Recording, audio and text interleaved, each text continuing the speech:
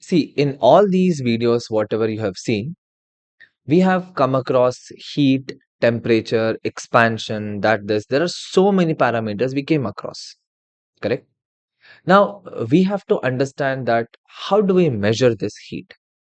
Okay, I'm not talking about measuring temperature, I'm talking about measuring the heat. And that too, if I have a material, what is the specific heat capacity of the material? What is the molar heat capacity of the material? So this is what we are trying to learn.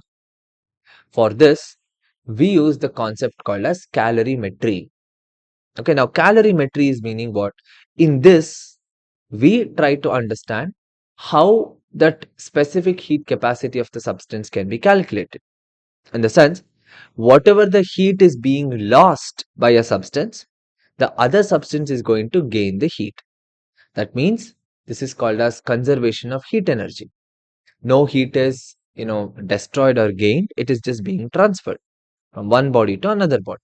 One body loses the heat, another body is going to gain the heat. Okay, this is the concept behind the calorimeter. So calorimeter is the device which uses this concept of exchange in the heat. So here what do we have? I'm sure you guys have this experiment in the lab. So this is the theory behind whatever you're going to do in the lab. You have one calorimeter, and generally it's kept in a wooden box because wood is an insulator. Okay, and then it's weighed. So first thing is calorimeter has to be weighed, and then we take the water and we are going to pour it in the calorimeter. All right.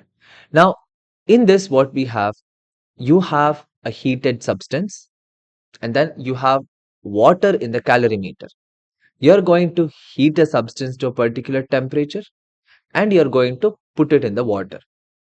See, that substance is at a higher temperature compared to water.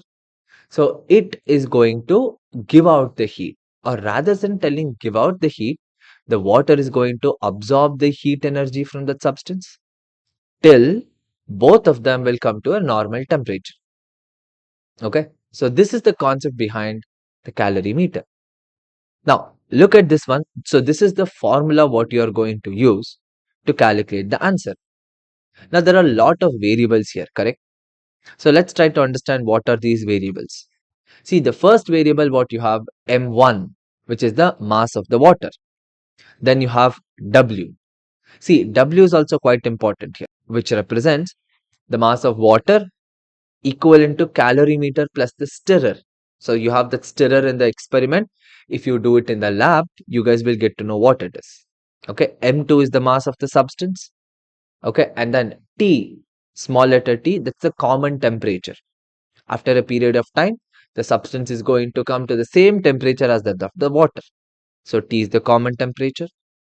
T1 is the initial temperature. Okay, initial temperature. You can say initial temperature of the water and calorimeter both. That's also fine, or you can just call it as initial temperature. T2 is the final temperature. Now, in this case, whatever this formula you have, everything can be experimentally determined. M1 you can calculate, W you know, T2 you can figure it out, T1 you know, T is what you're going to figure it out. So basically, since everything on the RHS is known, you can calculate the value of LHS. Okay, so this is a practical experiment what you guys are going to do. But the logic behind this is very simple. You try to understand what is the specific heat capacity of a substance. And using that, we can figure out what material is best suited for a particular application. Like in the sense, you have a kettle, water kettles in the house. So what is the best material suited for it? We need to understand. For that, we can use this particular concept.